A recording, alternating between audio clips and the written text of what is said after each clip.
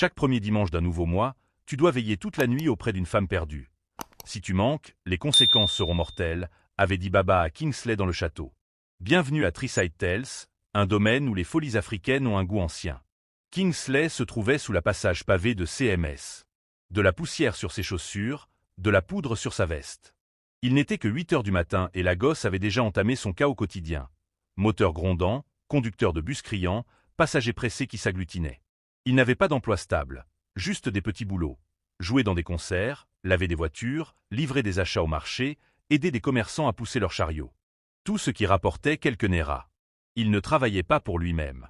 Il était à la gosse pour sa famille. Ses parents et 5 sœurs restaient dans l'état d'Auguin. Chaque néra gagné retournait à la maison. Son père était retiré, sa mère n'avait pas travaillé depuis des années, et les enfants étaient toujours à l'école. Certains jours, ils survivaient au riz salé et au maigre. Kingsley, dernier espoir de la maisonnée, manquait d'air dans une ville qui ne donnait rien gratuitement. Il n'avait pas mangé depuis la veille. Dans sa poche, un billet de 500 néras qu'il allait envoyer à sa mère.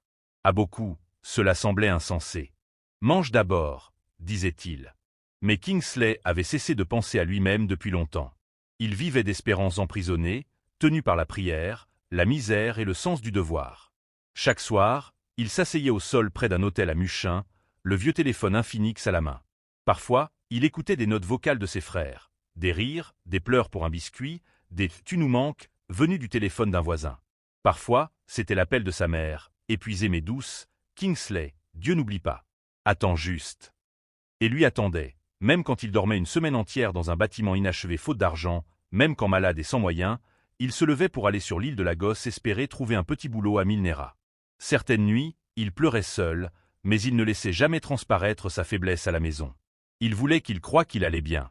Il ne leur dit pas qu'il enchaînait des journées de bâtiment à Ikorodu et Aja.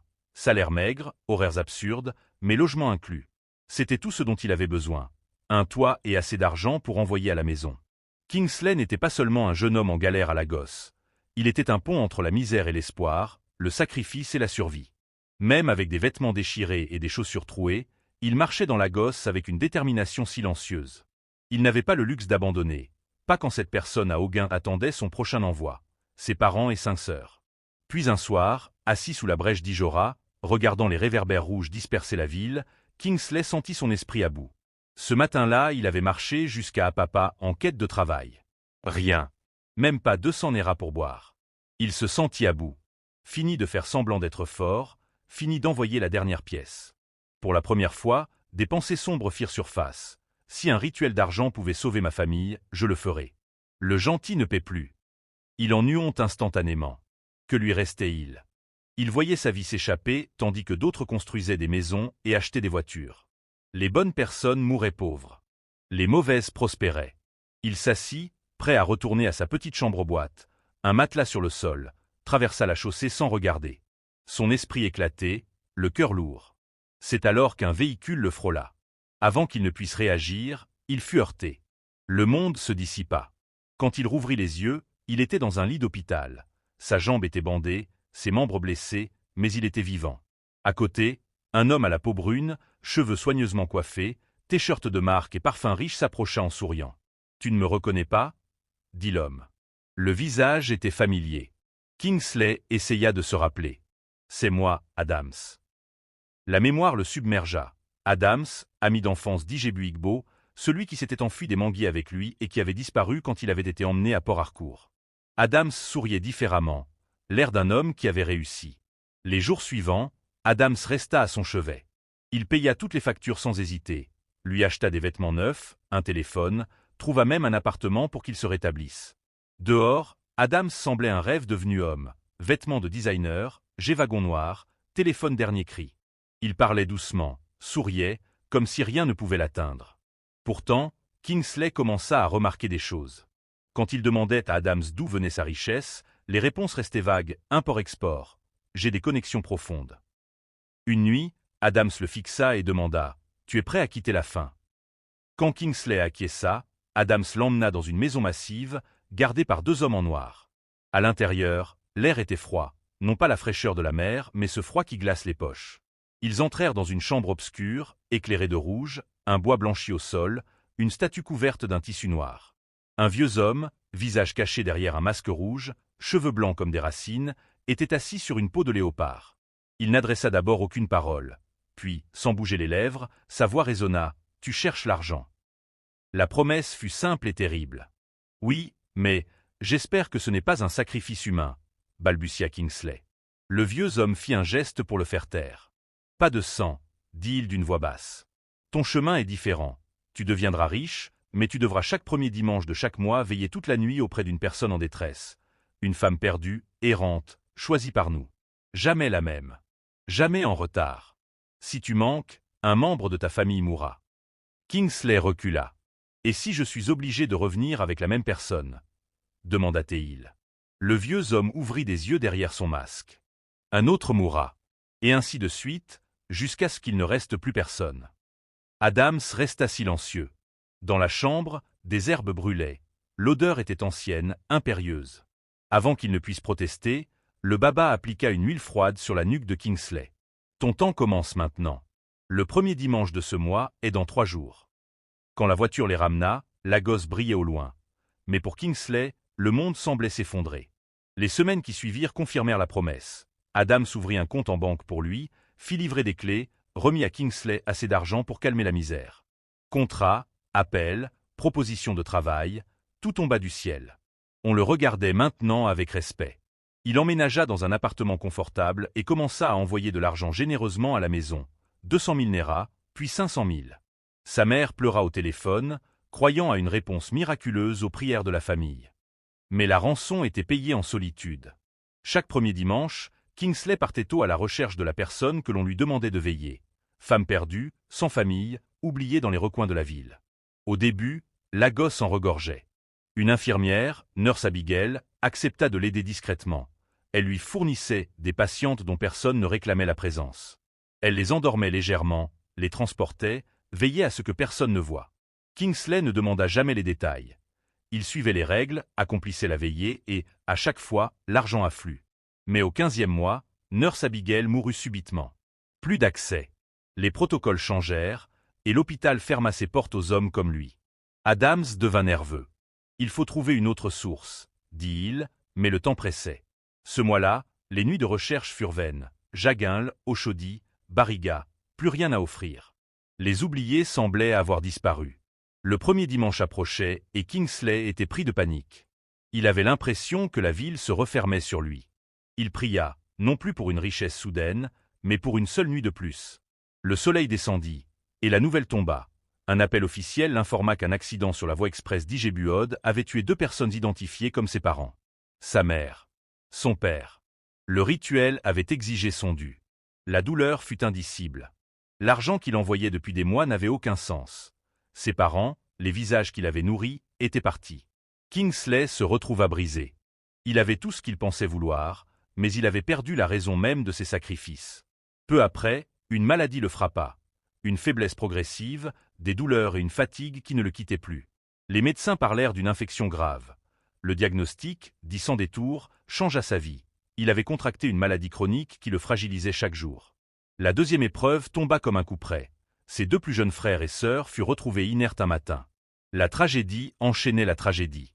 Désespéré, il alla voir Adams. La maison était silencieuse. Dans la chambre d'Adams, il trouva l'homme mort, seul. Le chat qu'Adams proclamait, son âme, gisait aussi, immobile. Tout son monde s'effondra. Kingsley pleura sous la pluie, l'ambulance de la ville hurlant derrière lui. Il revint au temple du Baba, implorant « J'ai tenu l'accord, j'ai respecté la règle, prends-moi plutôt que les miens. » Mais le Baba répondit froidement « Tu as fait ce pacte. Les règles n'ont pas d'excuse. » Il comprit alors l'horreur. Ce n'était pas un simple contrat, c'était une propriété. Sa vie, sa famille et chaque mort qui s'ensuivit étaient devenus la monnaie d'un système ancien. Les mois passèrent. Kingsley chercha partout, des quartiers les plus misérables aux caches les plus profondes, en quête d'une nouvelle veillée qui arrêterait l'hécatombe. Mais la ville semblait désertée devant lui, comme si les esprits avaient retiré toute offrande. Le 3e mois arriva comme un voleur. Il n'avait pas encore enterré ses sœurs que la nouvelle venue du village fixa la date des funérailles. Le jour des funérailles arriva.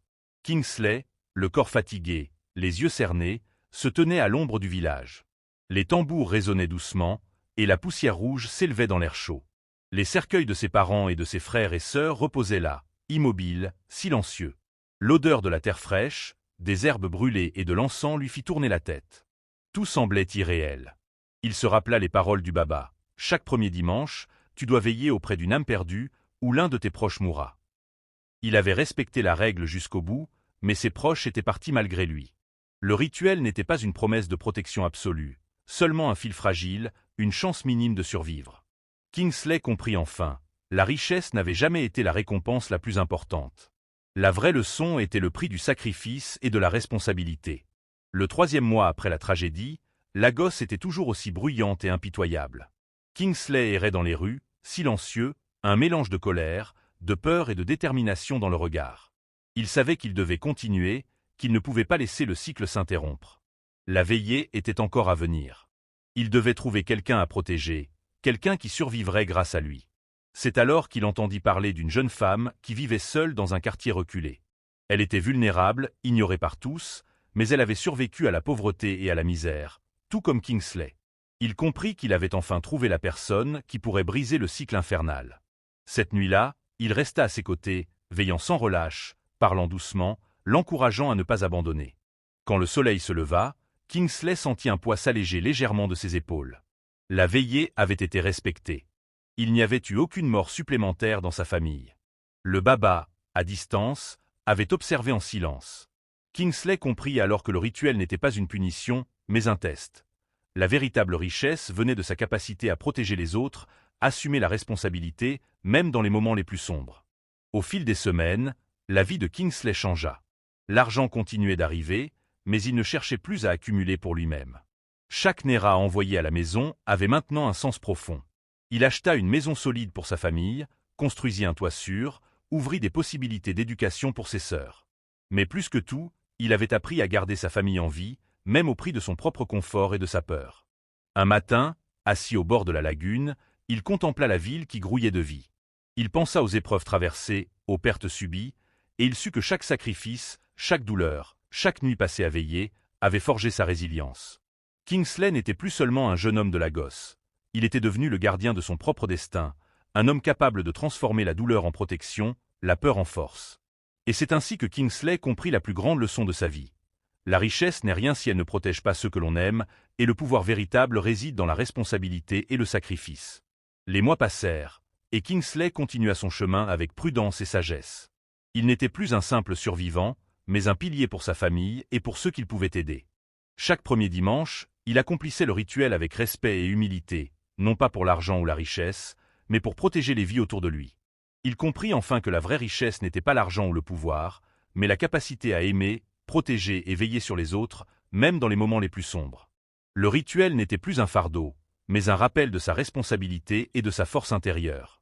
Un soir, regardant la gosse briller au loin, Kingsley murmura pour lui-même « Tout ce que j'ai traversé, toutes les pertes et les souffrances, m'ont rendu ce que je suis aujourd'hui. Un homme capable de survivre, de protéger et d'aimer. » Et c'est là que l'histoire de Kingsley se termina, mais la leçon resta. Les épreuves peuvent briser, mais le courage et la responsabilité forgent des héros. Si cette histoire vous a captivé et inspiré, n'oubliez pas de liker la vidéo et de vous abonner à notre chaîne pour ne rien manquer de nos récits incroyables.